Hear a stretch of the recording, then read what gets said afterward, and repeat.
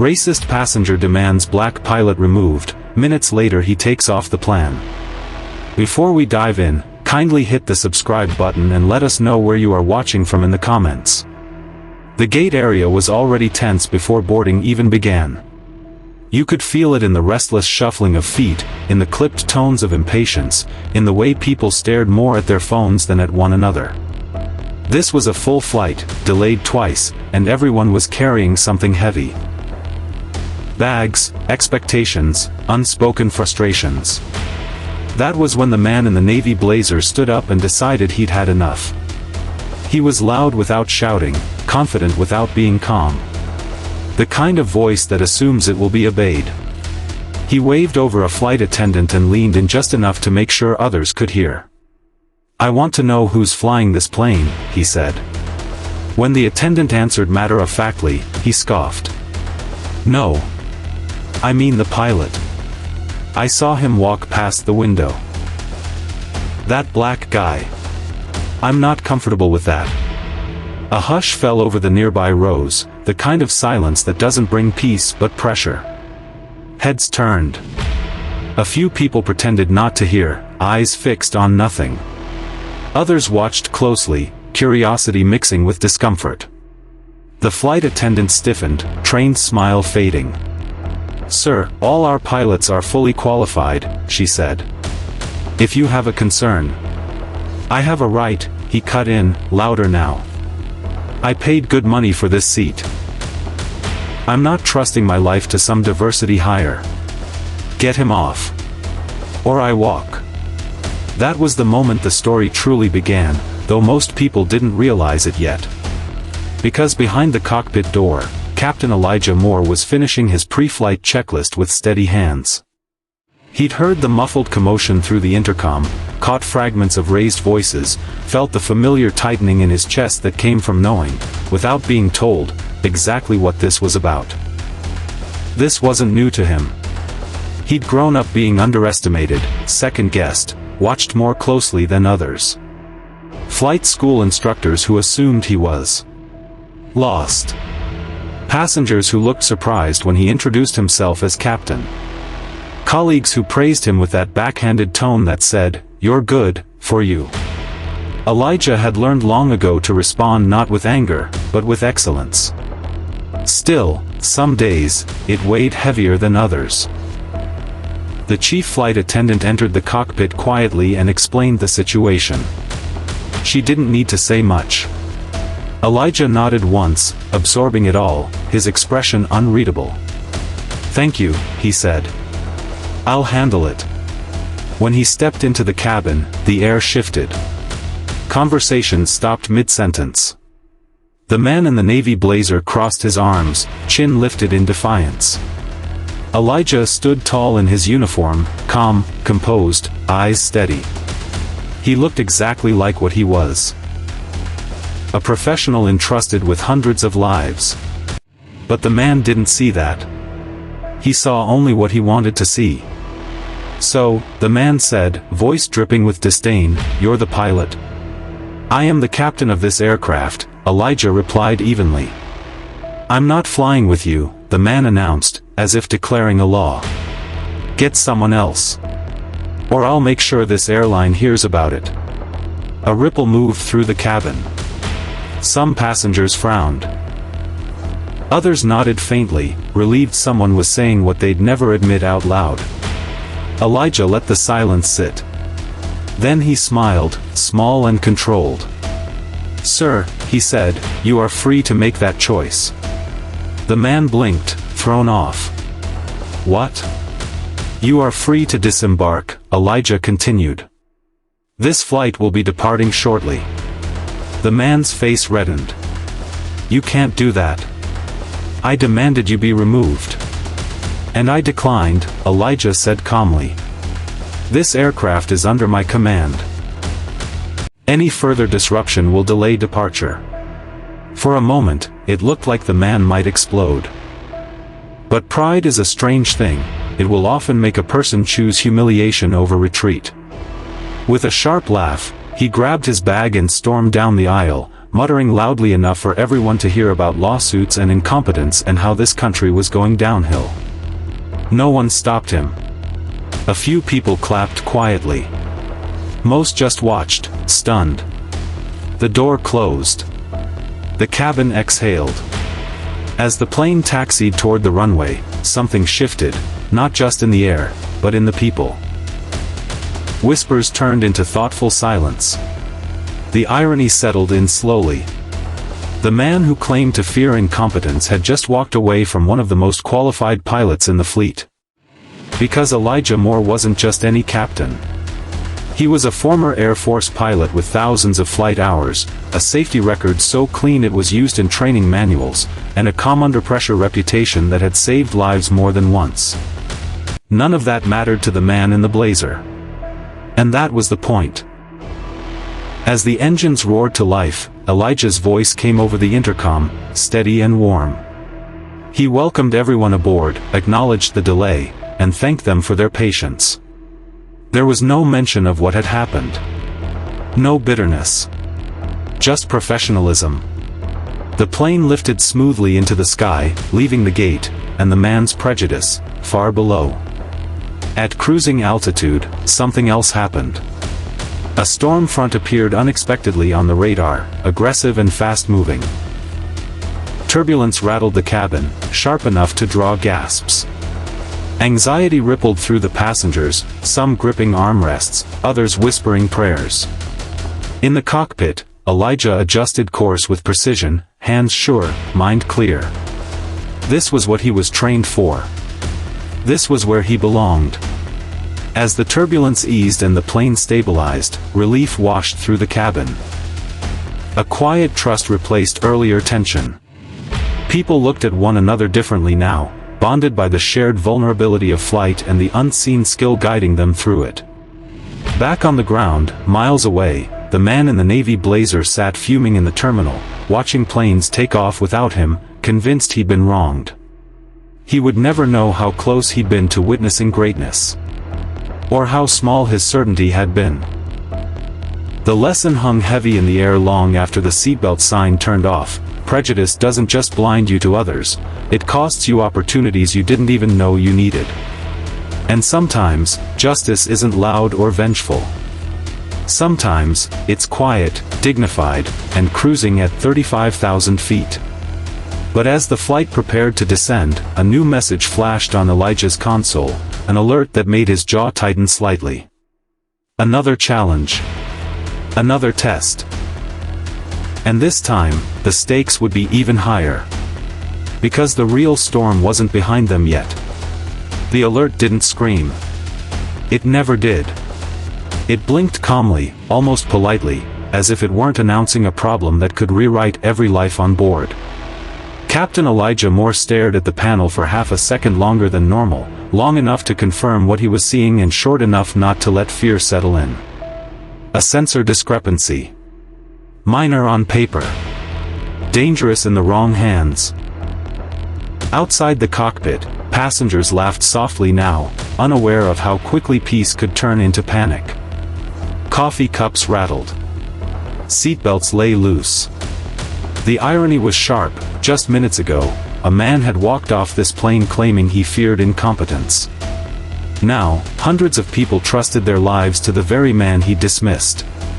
Elijah informed air traffic control with measured precision. His co-pilot glanced over, reading his face more than the instruments. "You thinking what I'm thinking?" she asked quietly. Elijah nodded. "We're not panicking anyone yet. Let's verify." Verification turned into confirmation. The issue wasn't catastrophic, but it wasn't nothing. One wrong assumption, one delayed decision, and the margin for safety would disappear. Elijah felt the weight settle fully now, not fear, but responsibility. This was the part no passenger ever saw.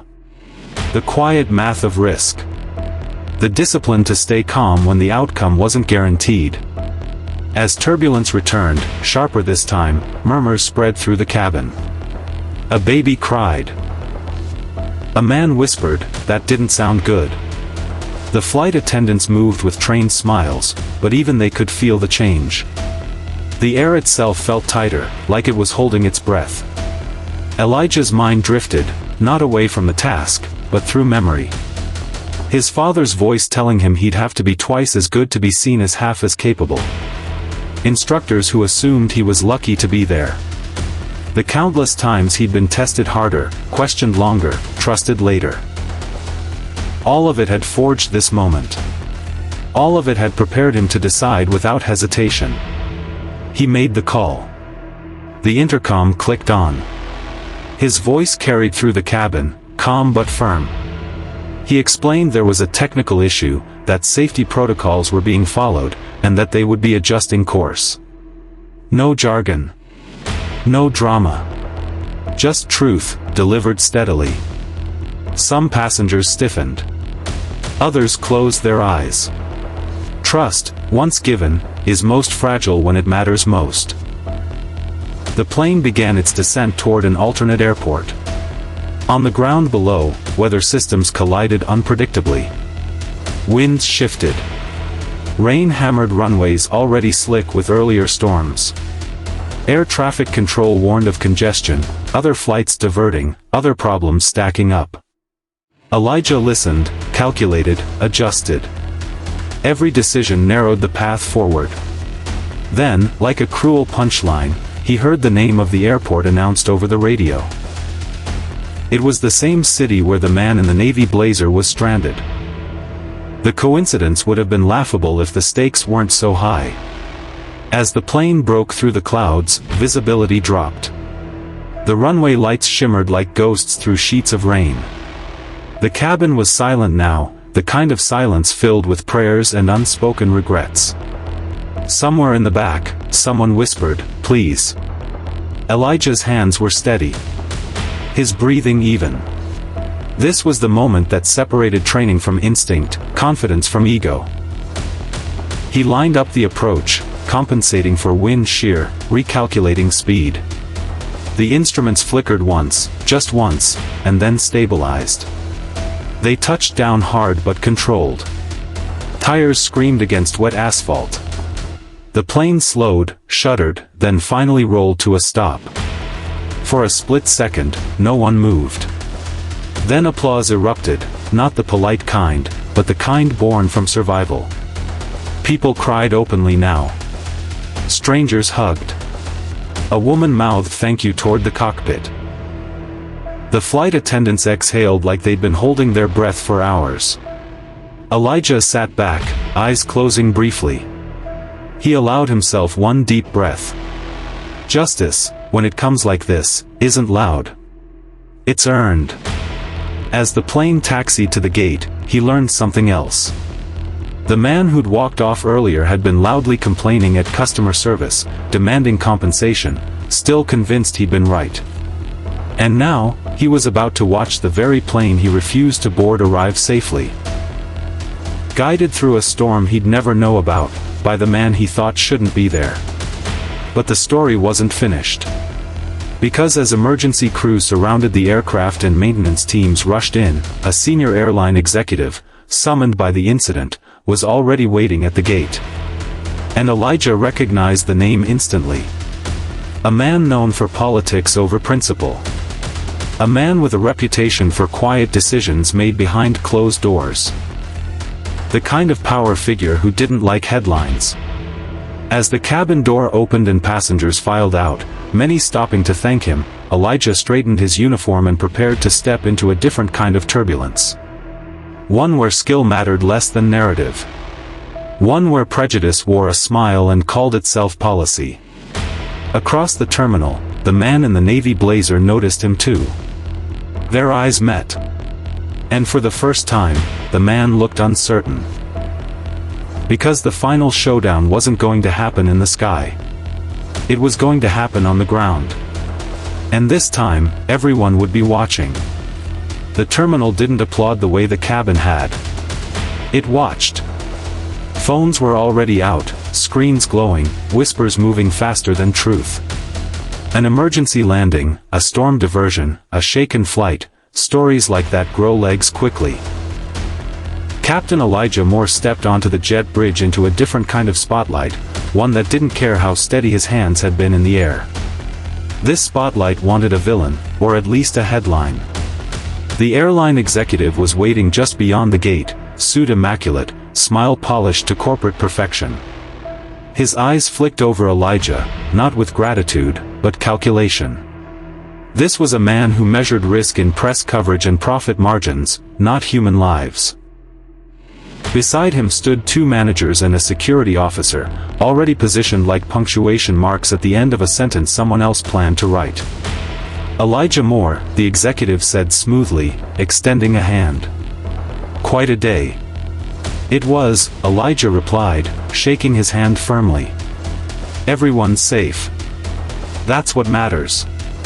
The executive's smile tightened just a fraction. Yes. About that.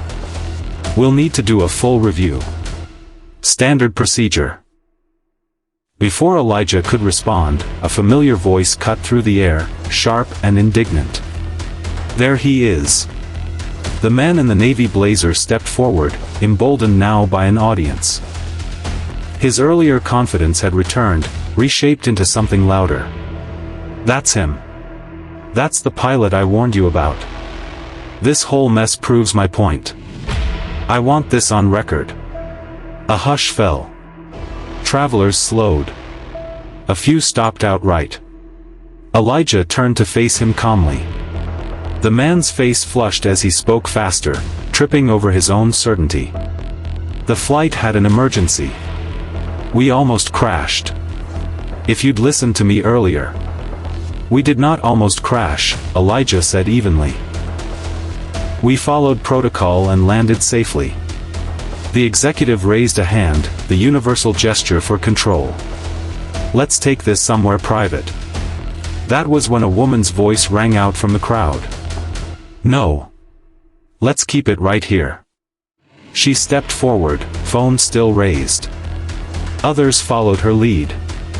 Someone said, we were on that flight. Another added, he saved us. A ripple of agreement spread, quiet but unyielding. The executive's expression faltered. He hadn't planned for witnesses who weren't silent. The man in the blazer scoffed. You people don't understand aviation. A middle-aged man with shaking hands laughed bitterly. Funny. Because I don't understand it either. That's why I trusted the pilot. Another passenger spoke up, voice trembling with emotion. I heard what you said before boarding. About him. About his skin. And then I heard his voice when the plane was shaking. Calm. Clear. That's what got us through. Phones angled closer now. The story was shifting in real time. The executive cleared his throat. Captain Moore, we appreciate your composure. But optics matter. There was a complaint before departure, and now an incident. We need to consider. Consider what? Elijah asked quietly. The executive hesitated. In that pause, the truth crept out. Public perception. There it was. Not safety. Not performance. Perception.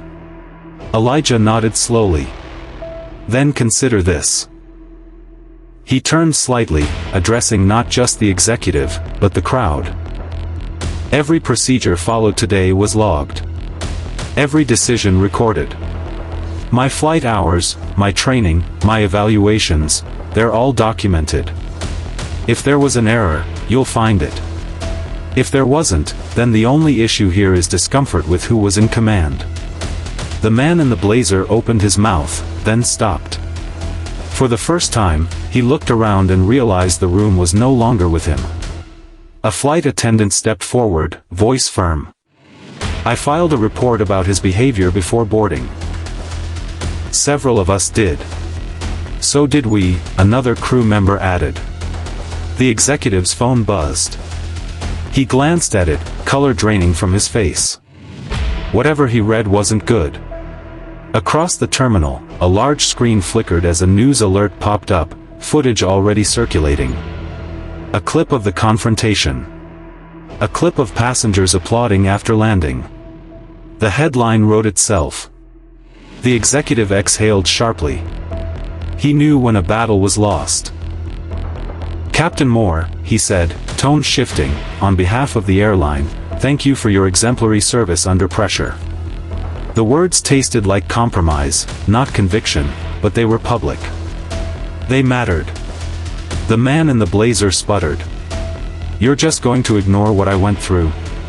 A young woman near the gate looked at him steadily. "What you went through? You walked away. We stayed." Security approached him gently but firmly. "Sir, we need you to step aside." As he was escorted away, his voice rose once more, but it no longer carried authority, only frustration. The crowd had already moved on. Elijah stood still, absorbing the moment. Justice didn't feel like triumph. It felt like release. Later, in a quiet office away from the noise, Elijah sat alone, staring at his reflection in the window. He thought about how close this had come to going another way. How easily excellence could be buried under bias if no one spoke up. How many times before, people hadn't. A knock sounded. The chief flight attendant peeked in. "They're calling you a hero out there," she said softly. Elijah smiled faintly. "I just did my job." "That's the point," she replied. As he gathered his things, his phone buzzed again. A message from an unknown number. "This isn't over. Some storms don't end at landing." Elijah looked out at the runway, light stretching into the night. He knew that already. The sky had taught him that storms come in layers, some visible, some hidden, all demanding respect. He squared his shoulders and headed back toward the terminal, not knowing what the next challenge would be, only that he was ready. Because the underdog had been